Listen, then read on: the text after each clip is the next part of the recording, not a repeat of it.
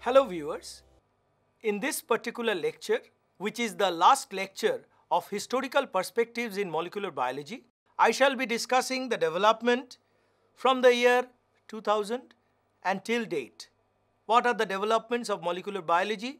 And in this particular lecture, I shall also consider the different aspects by which we have made our life more easy, and at the same time we have ensured that how can we lead a longer life without any disease. So a time is coming ahead of us where it will be very difficult for us to die until and unless there will be some difficult bacterial strain which will be pathogenic to us. We start this particular lecture with the discovery or with the unique discovery by a group of scientists working in different countries, in Japan, in UK, in Germany, in Spain and in China, and the project is the Human Genome Project. And when it was started in the year 1990, actually it was under the leadership of David Gullis, who was from the Department of Energy, US government, and James Watson, who was the chief of the National Institute of Health. But in the year 1993, they were replaced by Patrinos and Collins. Collins was from the National Institute of Health and Patrinos was actually from this particular Department of Energy of the US government. And they actually started this unique work by which they were trying to map the human genome present in the 46 chromosomes. And as you know, the basic idea of human or mankind was that we are having about 1.5 lakh gene. But it was because of their discovery that we came to know that we are only having about 25,000 genes, and out of which there is only 1.5% which are functional exon. But this particular government enterprise was also supported by a large number of companies under the leadership of the Celera Genomics or the Celera Corporation. Along with Celera Corporation, this is their headquarters. We also have the International HapMap project, the Applied Biosystems, the Perligen, the Illumina, and the Personal Genome Project, and the Roche 454 sequencing company. All these companies joined hands, and they actually, under the leadership of Craig Venter, and this is his institute, they have submitted the draft proposal of Human Genome Project in 2001. So there were two specific enterprises. One was the government and there was the private enterprise, which actually proved that human genome consisted of about 25,000 genes, of which nearly 98.5% are heterochromatin and only about 1.5% is euchromatin or functional gene. Though at this point of time in 2001, about 8% of the total genome was not properly sequenced. Subsequently, it was in 2003, Schwartz and Ramanathan, they developed a unique method which is actually an additive to polymerase chain reaction. And this was called optical sequencing of DNA, where the single molecule of DNA was polymerized using the real-time PCR. And their multiplication is actually added with the application of fluorochrome, and thereby the fluorochrome labeled nucleotides are clearly tracked by fluorescent microscopy. And what are the steps involved? The steps involved included the DNA barcoding, the template nicking, the gap formation, the fluorochrome incorporation, the imaging, and then photo bleaching. Of course, this fluorochrome incorporation, then imaging and photo bleaching was repeated. So step 4 to 6 was repeated to get a particular polymerized DNA with labeled fluorochrome nucleotides. We come to a very important discovery, which is actually not 1 year discovery. It was completed in 2003 but initiated maybe 2 years back earlier. This is the decoding of the rice genome, and rice, you know, it is a very important staple crop in India, but actually rice, you can see 90% comes from Asia, and also you can be rest assured that 50% of the total calorie, whether it is growing or not, comes from rice in the world. And this particular rice genome was sequenced, and they came to know that there are two major varieties, that is the Oryza sativa indica, that is the Indian variety, and the Oryza sativa japonica, that is the Japanese variety. Though we say indica, but the origin of rice actually took place in Philippines. So the International Rice Research Institute is in Manila, Philippines.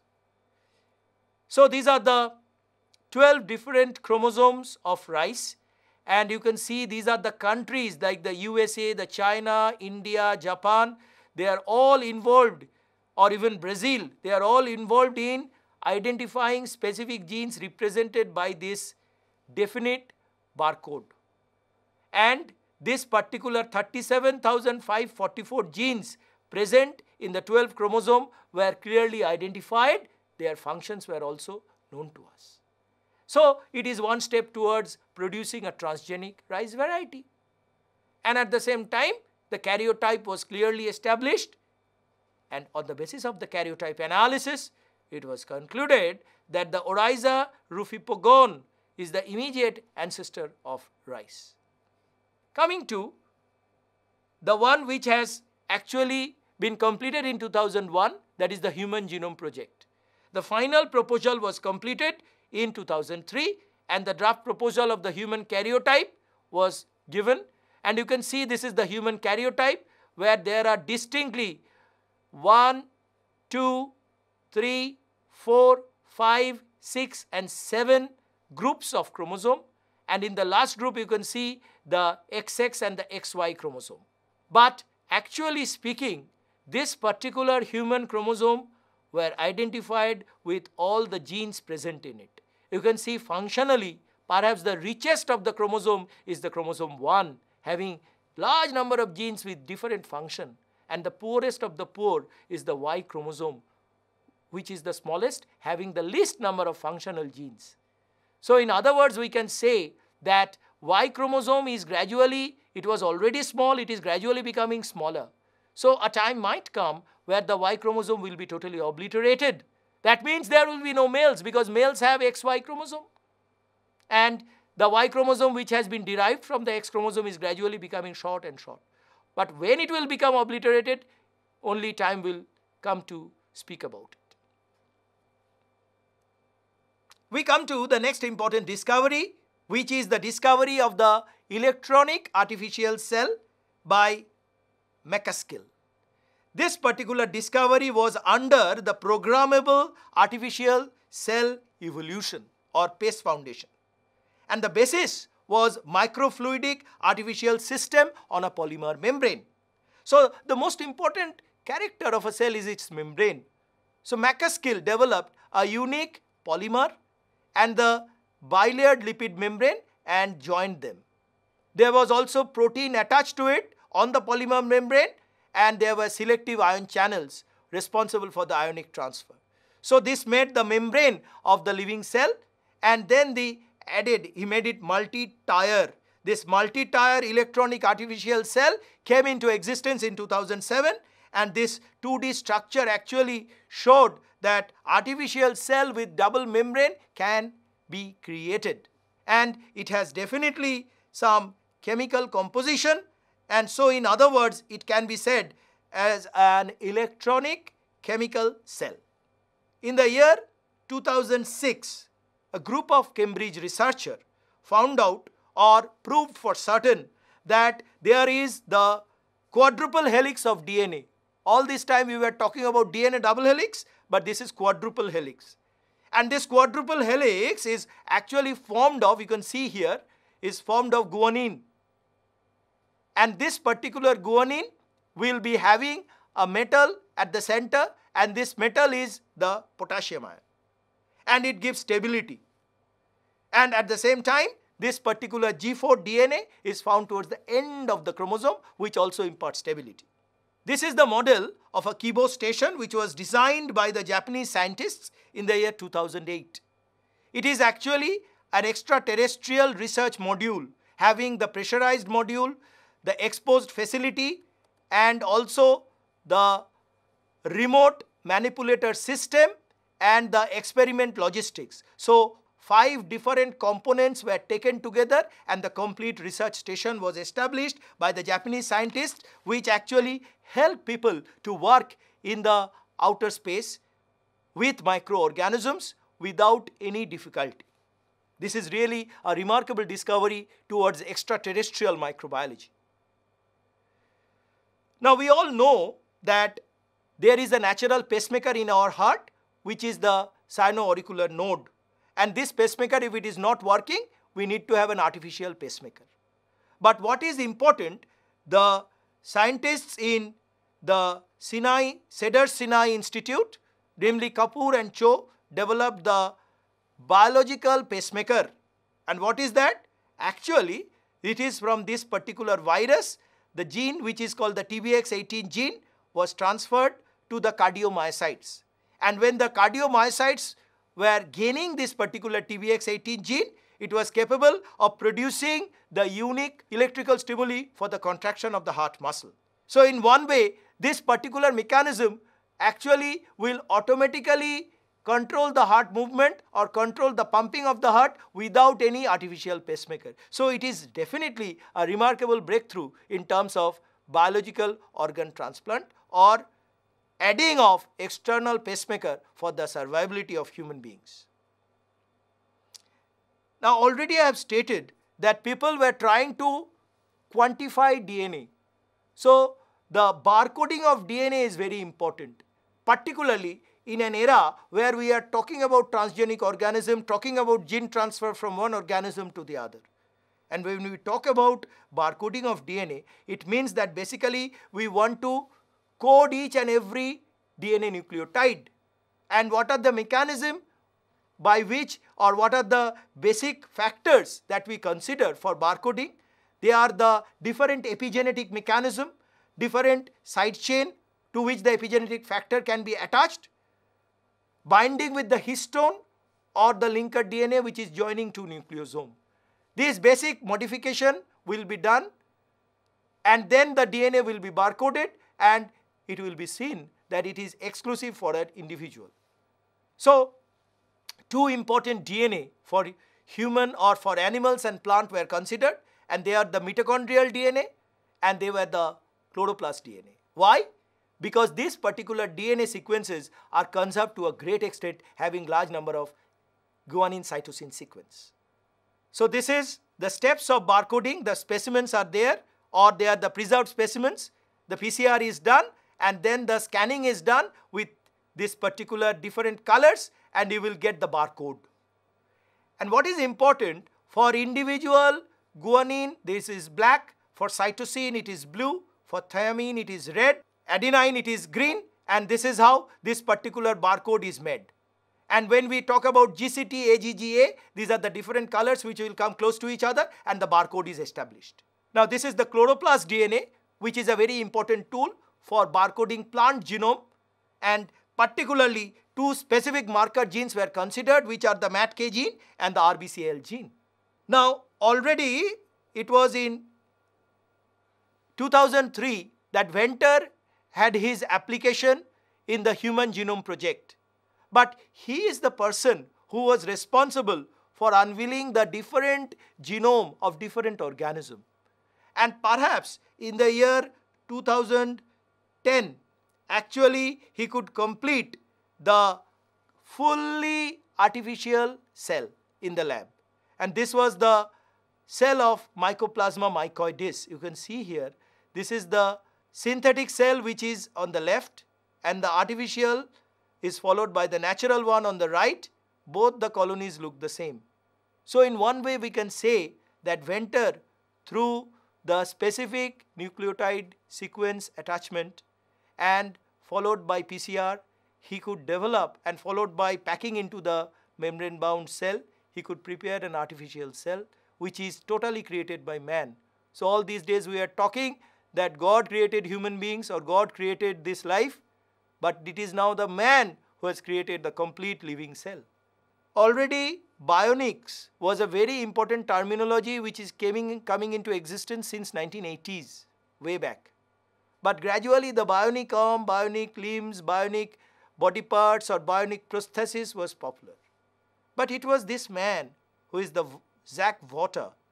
He had accidentally one of his leg amputated. And this particular right leg, amputated right leg, was replaced by the bionic leg. And with this particular bionic leg, he could actually climb the Chicago Willis Tower. What is important here, the bionic leg, more and more it is becoming very close to a normal organ. And you can use it as per your will, you can move it as per your will, and it becomes almost a normal organ of human body. Coming to a very important discovery, which was actually discovery of a dopamine receptor gene, which is the DRD47R. DRD47R is a particular gene which is having a specific sequence which is responsible for the reception of dopamine. And it was said that this particular network in the human brain, which is actually forming our gray matter, if it is having more this type of DRD7R allele, then they can receive more dopamine, and in the process metabolic activity is regularized in such a way that it will account for long life. So now as we can see that human is living for a longer period, the average life expectancy has gone up. Maybe this is due to the unique discovery of this DRD47R gene in the human body. Coming to the recent years, in 2013, it was Martin who developed a unique carbon nanotube. Now what is the importance of this carbon nanotube?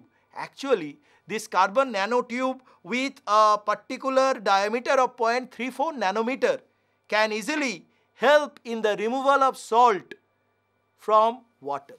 Now you know we are preparing drinking water in this world from seawater.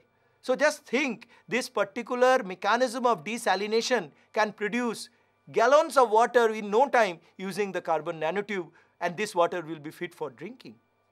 Coming to a very important discovery, again it was in 2013 by Henrich. Actually, he observed that there is a particular mutation which is called delta 32 mutation. And this delta 32 mutation is nothing but it will prevent the formation of CCR5 receptor, which is required for the entry of the HIV. So this particular donor had this delta 32 mutation. I am talking about the donation of bone marrow. So when the bone marrow is transplanted to a living recipient. Now where the bone marrow is transplanted? You know, the bone marrow is transplanted for the disease of blood cancer. But it was observed that if this particular mutated bone marrow was transplanted, the recipient became resistant to HIV. So just think, a particular mutation in the donor cell or the donor bone marrow cell will produce resistance in the recipient body against HIV. So it is a very unique discovery by which we can say that by organ transplant, the resistance to HIV can also be transferred. Coming to the last major discovery, maybe the list might go on and on, but we should come to an end. And this is the discovery of an artificial kidney done by this group of researchers in the Salk Institute under the leadership of Dubova. This particular work, actually, they use the pluripotent stem cell for the generation of artificial kidney. And this particular artificial renal cells actually is produced from the mesodermal germ cell, and it can produce a functional kidney. So basically, if some part of the kidney which is pluripotent can be protected, then you can get your own kidney created without getting the transplant from a donor. So that is remarkable, because this particular kidney, there will be minimum possibility of tissue rejection or allograft rejection. So thereby we can say the disease to which we have no answer till date other than transplant might be solved in this way by creating an artificial kidney which is so close to our own body system and will not be rejected by our body. So in this particular lecture, what I have done is, I have started from the year 2000.